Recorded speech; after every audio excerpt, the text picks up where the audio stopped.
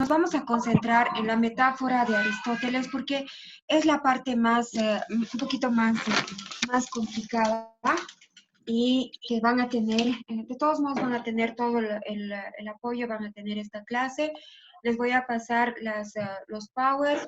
Tienen la lectura que está también en Fernando Sabater.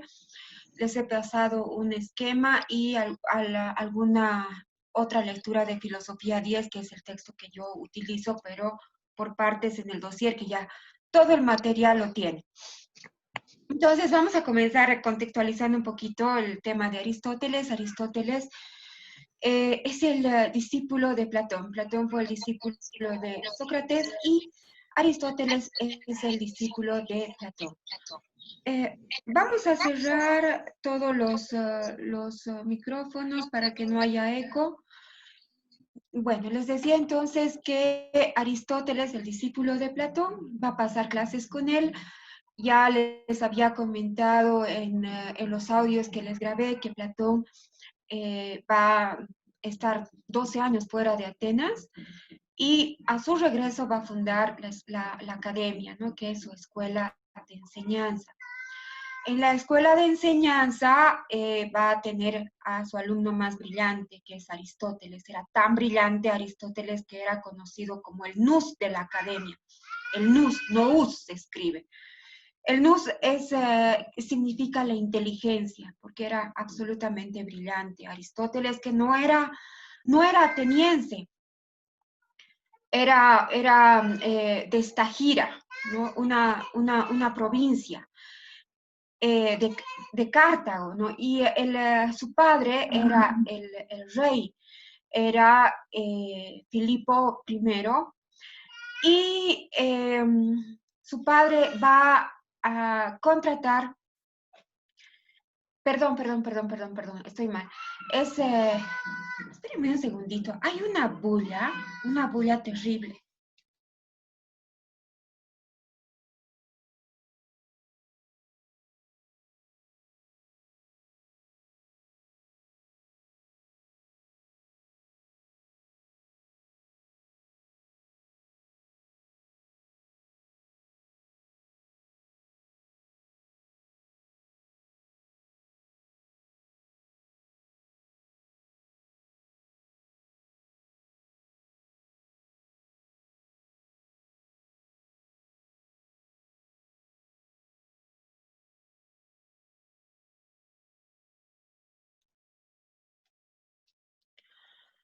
Ya, estamos entonces, perdón, es que había una bulla de guaguas. A ver si me hacen caso, si no, no me van a hacer caso, ni modo. Bueno, les decía entonces de que Aristóteles es de la provincia de Estagira, perdón, es cartaginense, de la provincia de Estagira. Va a ser hijo de un médico y ustedes saben que las profesiones se heredaban, ¿no? Entonces él va a tener muchos conocimientos sobre medicina y va a inaugurar muchísimas ciencias, entre ellas la lógica, va a inaugurar la física, la biología. 5 ciencias va a inaugurar Aristóteles porque va a hacer un compendio de todo el saber del momento, ¿no? La producción de Aristóteles es extensa, es variada y va a tener su ámbito sobre todo en Atenas, donde siempre va a ser tomado como un extranjero, ¿no? Nunca va a tener el rango de ateniense, pese a su enorme riqueza y a su enorme prestigio. Tanto era su prestigio que el gobernante más importante en ese momento va a llamarlo en un tiempo para ser el preceptor de su hijo. Estoy hablando de Filipo de Macedonia.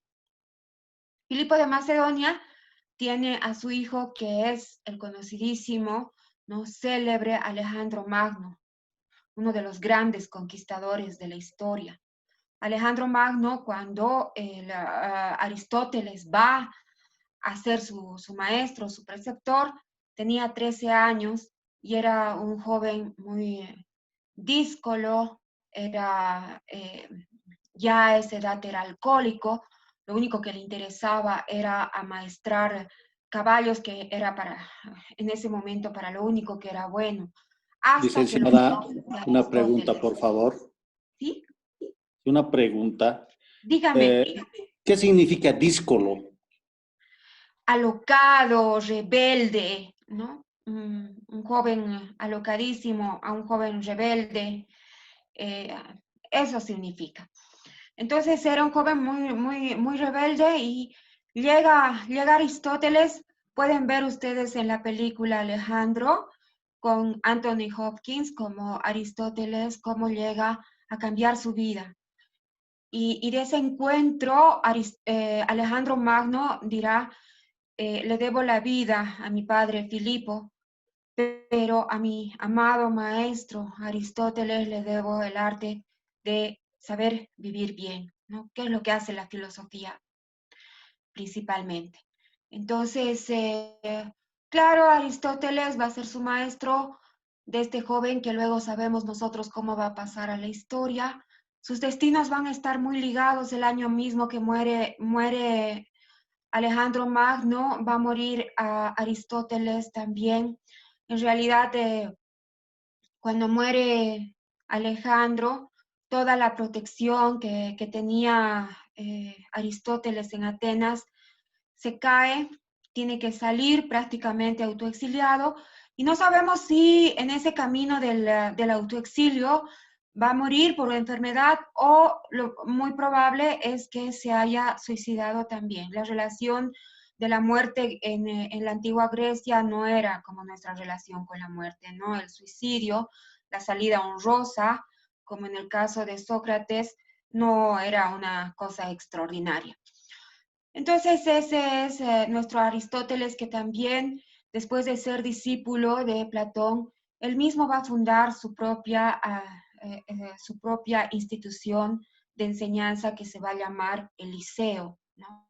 Liceo se llama, en los campos dedicados no me acuerdo a qué divinidad, va, va, va a erigir esta escuela, que como la academia también va a ser muy importante y muy influyente, aunque sabemos que tanto Platón como Aristóteles son ciertamente antípodas en su método de conocimiento, que es lo que no vamos a llevar en esta clase, pero van a revisar en los textos que le he dejado, y van a inaugurar ambos como dos posiciones que van a marcar el curso de la historia de la filosofía.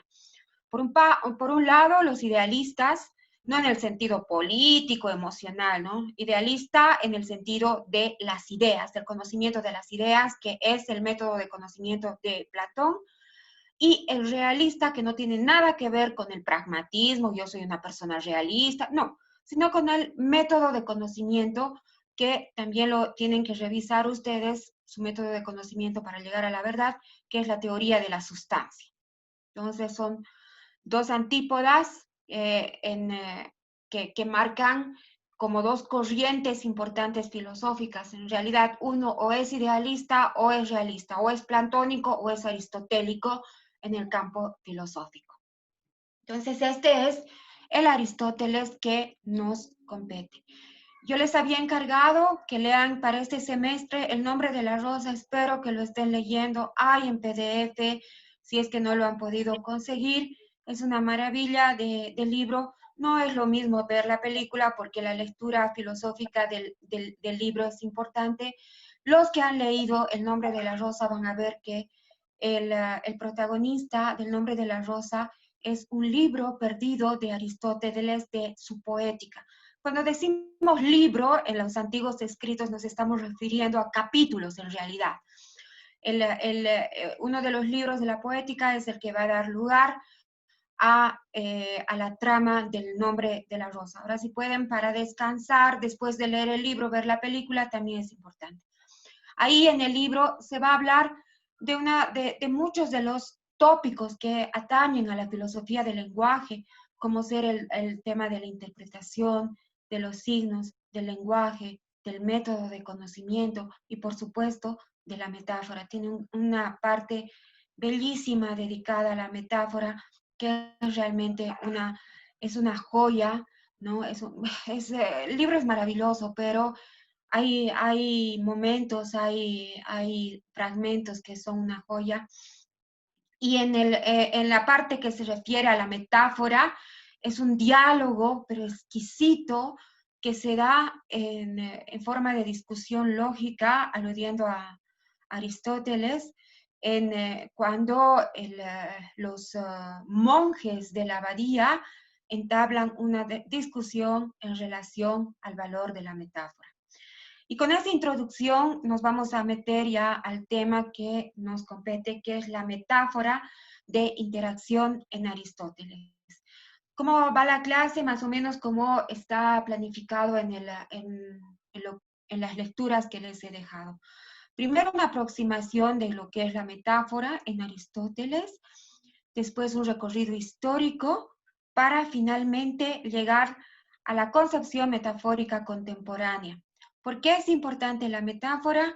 No solamente como figura retórica, que seguramente ustedes la van a ver en gramática, en alguna de sus gramáticas que llevan ustedes, sino es importante en relación al lenguaje y al conocimiento. Por eso tocamos este tema. Entonces, vamos a ver qué significa la teoría de la metáfora. Esta teoría de la metáfora para Aristóteles la podemos ver tanto en su retórica como en su poética. Les he dejado, si no me equivoco, si no voy a revisar, algunos fragmentos que atañen a la metáfora en la retórica y la poética, sino también ambos textos de Aristóteles, por supuesto, están en PDF. Primero, entonces, ¿qué es la metáfora? La metáfora sabemos nosotros que es una de las veintitantas figuras, si no son 24, 26 o 28, ya no me acuerdo cuántas figuras de la retórica tenemos nosotros, pero la metáfora es una de ellas, ¿no? Es una figura de la retórica. ¿Qué era la metáfora? Entonces, para Aristóteles, es una comparación Licenciada, abreviada. usted indicó que la metáfora es una figura de la retórica o es al revés. Es una figura de la retórica. La retórica tiene veintitantos figuras La retórica. literarias. Sí, la metonimia, la sinócdeque, la iliteración. Tenemos un montón de figuras retóricas que utilizamos para enriquecer el lenguaje, ¿no? Sobre todo, especialmente en ámbitos de la literatura, de la ensayística y de la poética. Son figuras literarias, ¿no? Que usamos, pero la metáfora la estamos usando en este tiempo más que figura literaria, como una figura, sí literaria, pero relacionada a la filosofía. ¿Por qué? Porque vamos a demostrar con la metáfora en acción que es una figura que nos permite ampliar el significado y en ese sentido el conocimiento. Gracias, Entonces, licenciada. seguimos. Entonces, ¿cómo comienza la teoría de la metáfora? Comienza con Aristóteles. La teoría de la metáfora es establecida por Aristóteles y vamos a ver que en el transcurso del tiempo, esta teoría de la metáfora de Aristóteles es reducida. En vez de ser ampliada, es reducida. Solamente en ámbitos contemporáneos, la teoría de la metáfora es resignificada y ampliada, ¿no? Entonces, comenzamos por ver el marco teórico de Aristóteles, que les decía que para Aristóteles la metáfora es una comparación abreviada o elíptica. Nosotros, si tenemos en mente algunas figuras metafóricas, las encontramos en la poesía, sobre todo, ¿no? Yo no soy poeta, me gusta la poesía, puedo apreciar una buena poesía y puedo apreciar una pésima poesía. Entonces, mucha de la cualidad poética se establece en el uso de la metáfora. Cuando la comparación entre un elemento y otro elemento es más sorprendente, tiene más calidad, ¿no? La poesía. Entonces, así rudimentariamente y haciendo un mal ejemplo, esta cuestión de comparación abreviada o elíptica, o este tropo o figura por semejanza, va a poner en relación en Aristóteles. Vamos a ver que esto cambia en la metáfora contemporánea. Estoy hablando en Aristóteles. Pone en relación dos términos. Los pone en relación y en tensión por comparación o por semejanza. Cuando yo digo, por ejemplo, el coral de tus labios, estoy haciendo una comparación o una semejanza con el rojo de los corales. O cuando digo la perla de tus labios, estoy haciendo relación a los dientes blancos y bonitos, ¿no? Eso es, eso es. Entonces, para Aristóteles, la metáfora consiste en ese desplazamiento que a través de una sustitución logra la ampliación del sentido de las palabras. No es lo mismo de decir tus cabellos son amarillos que el rubio, ¿no? O tus cabellos son rubios o son amarillos que el trigo o el oro de tus cabellos. Cuando yo utilizo una metáfora, estoy ampliando la significación y el sentido. Una cosa es tener unos pelos rubios, nomás, y otra cosa es que cuando uno dice que son como el oro o son como el trigo, ¿no? Entonces ya el significado es distinto. No es lo mismo decir tus dientes que las perlas de tu boca. Hay otro significado.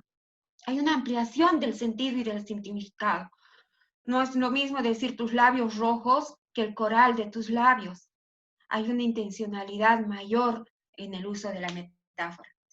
Entonces, la primera significación de origen de la metáfora fue proporcionar un placer estético, una elevación del lenguaje.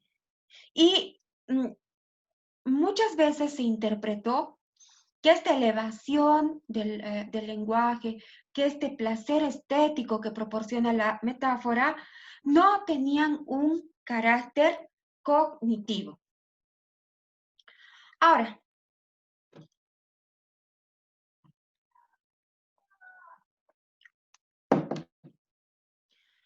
vamos a seguir ampliando las concepciones y están en la pregunta que les he dejado, entonces, sobre la concepción de la metáfora en Aristóteles, tienen que poner completita todas estas significaciones para Aristóteles. Para Aristóteles, entonces, en este sentido de que la metáfora proporcionaba un placer estético, la metáfora era como el condimento a la carne, lo que le daba sabor, ¿no? al lenguaje, al discurso. La metáfora es o era como el condimento de la carne. Aristóteles decía que las palabras nuevas o las palabras extrañas las desconocemos, ¿no? Y las que ya las usamos no nos aportan ninguna novedad, ningún conocimiento. Para Aristóteles, la metáfora es la que nos enseña especialmente, es la que nos aporta conocimientos nuevos.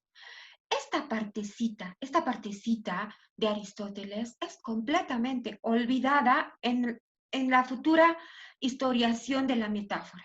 Después de lo que dice todo esto Aristóteles, la historia de la metáfora hasta momentos contemporáneos olvida esta función cognitiva de la metáfora. ¿Por qué? Porque Aristóteles también decía algo que posiblemente fue mal interpretado. Decía, hay que ser muy buenos metaforeadores, es decir, hay que tener mucha inteligencia, mucha sensibilidad para usar las metáforas. Y por eso hay que tener mucho cuidado de utilizar las metáforas en el discurso filosófico o en el discurso científico.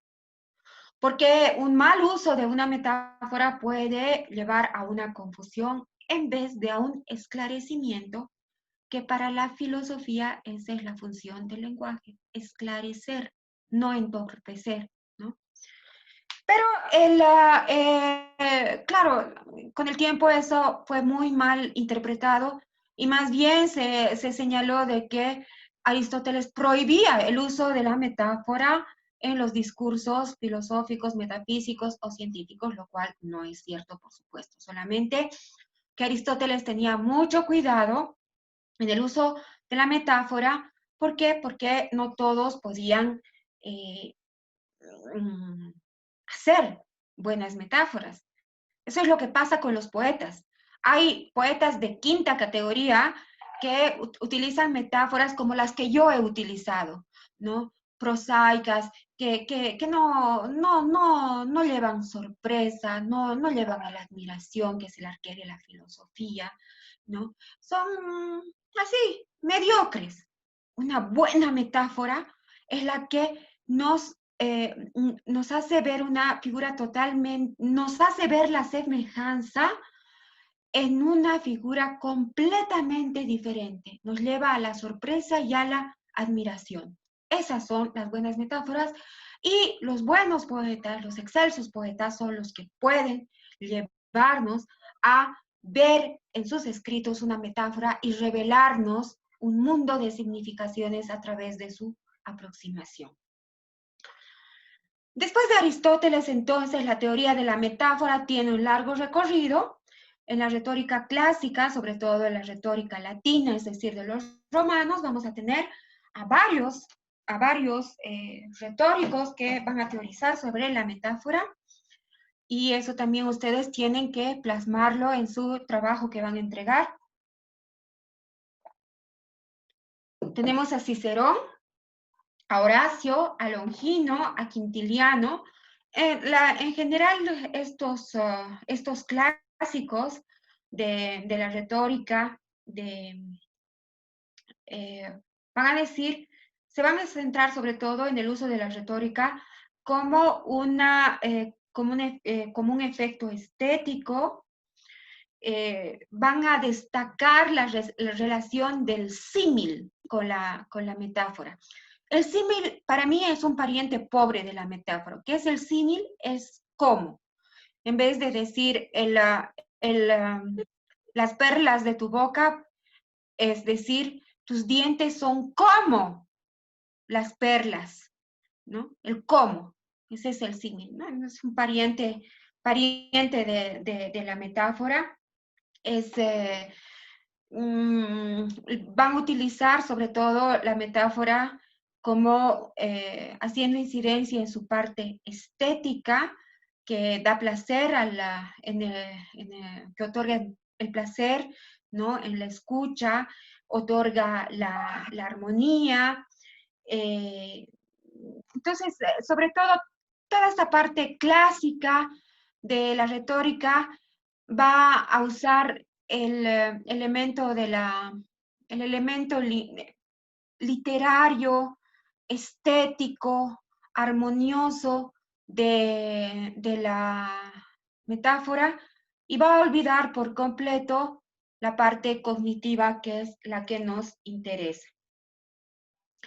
Después, posteriormente, ya en la parte de la época moderna, vamos a tener dos corrientes, el racionalismo y el empirismo.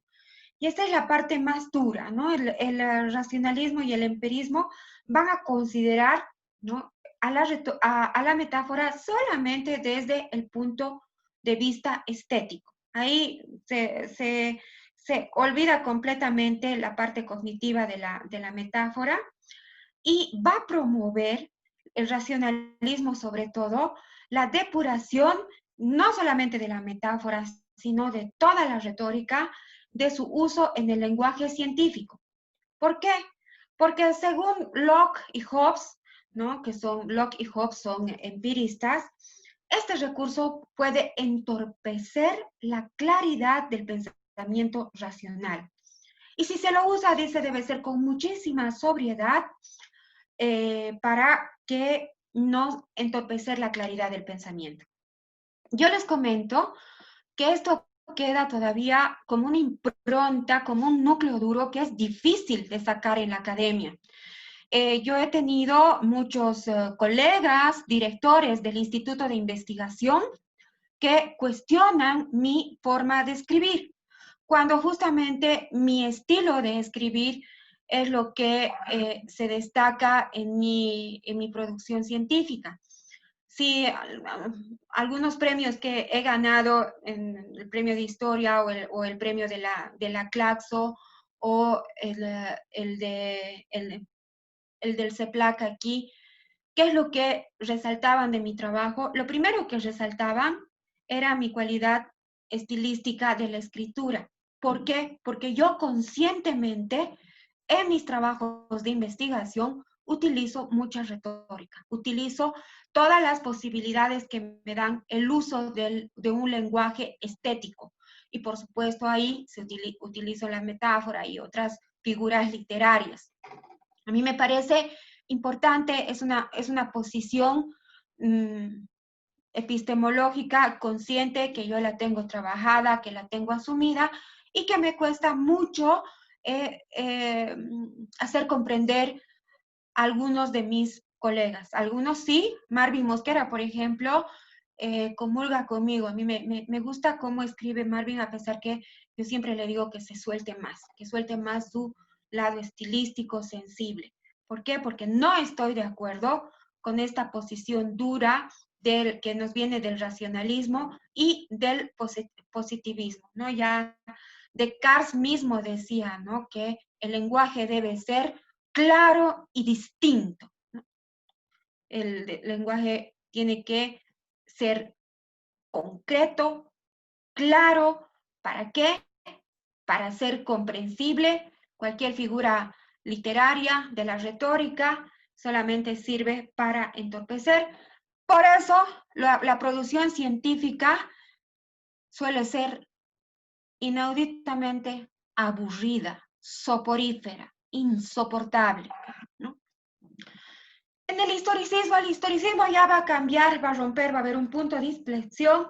El historicismo va a destacar los aspectos imaginativos y creativos que están presentes en la metáfora y va a reivindicar aspectos irracionales y que van a ser un contrapunto con esa idea, ¿no? del racionalismo de Descartes, que decía el lenguaje tiene que ser claro y distinto, y más bien va a considerar que el origen del lenguaje está en la metáfora, que es el instrumento primigenio para asimilar la experiencia de la realidad.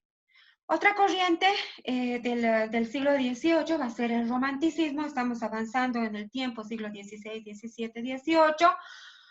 El romanticismo también, en la línea del historicismo, va a destacar no solamente la imaginación y la creatividad, sino también el carácter y el poder intuitivo. Ahí también se va a reivindicar la metáfora porque va a condensar la actividad de la imaginación y que va a tomar contacto con la realidad mediante la creación y la fantasía, equilibrando, ¿no?, solamente a la fría razón.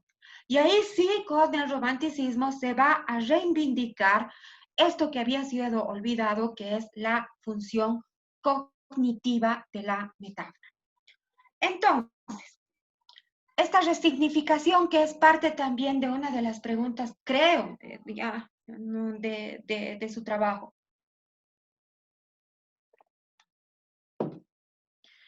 Por tanto, ¿cómo se resignifica la teoría de la metáfora de Aristóteles? Primero, una crítica a todas las teorías, sobre todo las teorías clásicas, que van a reducir a la metáfora, ya sea como comparación o como recurso estilístico, que no reconocen su carácter cognitivo. Entonces, por ejemplo, para Aristóteles, la pluralidad de las funciones de la metáfora va a corresponderse con distintas formas de decir la realidad. No se olviden ustedes, por favor, van a revisar el material que les he dejado. En la teoría de la sustancia, Aristóteles va a decir: el ser se dice de diversas maneras. El ser, el ente, la sustancia se dice de diversas maneras. Y esas diversas maneras, Aristóteles los va a clasificar en los modos del ser. ¿Cuáles son los modos de decir del ser? ¿Cómo son los modos de decir de la sustancia, de la cosa? Modos per se, por esencia, por categorías, por falsedad, por verdad, por, por potencia. Ya van a revisar ustedes. Entonces, esa es una de las funciones del lenguaje, nominar, decir al ser.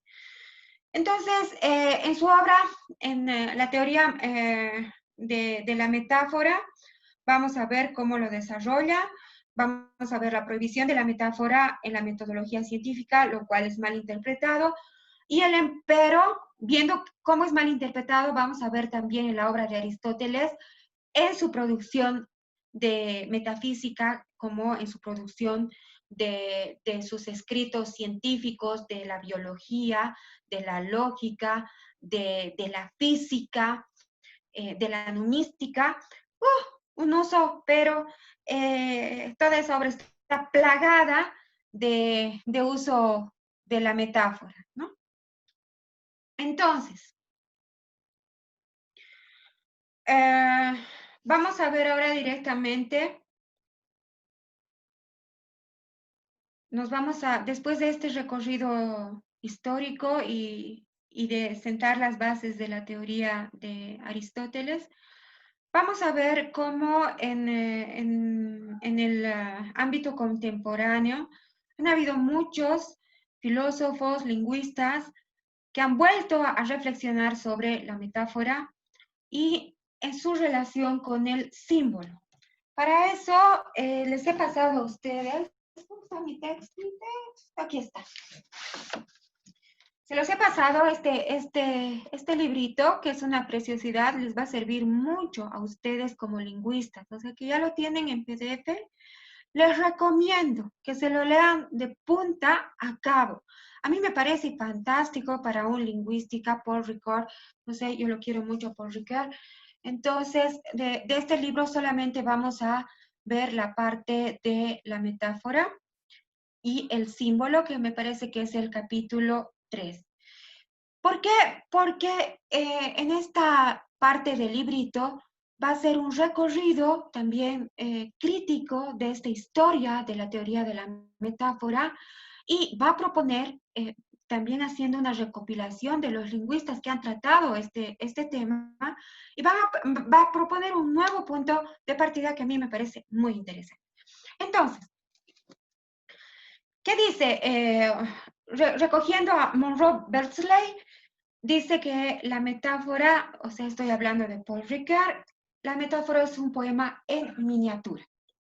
Y va finalmente Paul Ricoeur, yo se los voy a sintetizar y les voy a enseñar para que les ayude a la comprensión del texto, ¿no? Pero él hace un resumen, ¿no?, de lo que diferencia en el uso de la metáfora entre lo que nos interesa a nosotros, el discurso lógico y racional científico, ¿no? ¿Qué es la metáfora para el uso racional científico, pero desde el ámbito del positivismo, del uso racional positivista de la metáfora?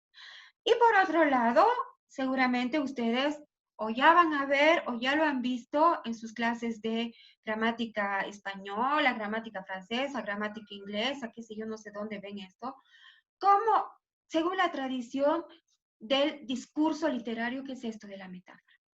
Entonces, a mí me gustan mucho los cuadros comparativos porque nos ayuda a comprender. Para el discurso científico, la metáfora tiene un sentido explícito, es decir, hay una denotación. Lo que está escrito es fácil de comprender porque está absolutamente explicitado.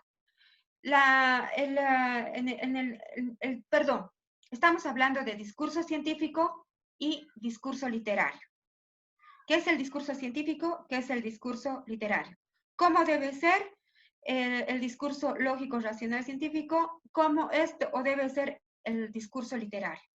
Entonces, el discurso científico, ese que les encanta a mis colegas investigadores, no es tiene un sentido explícito.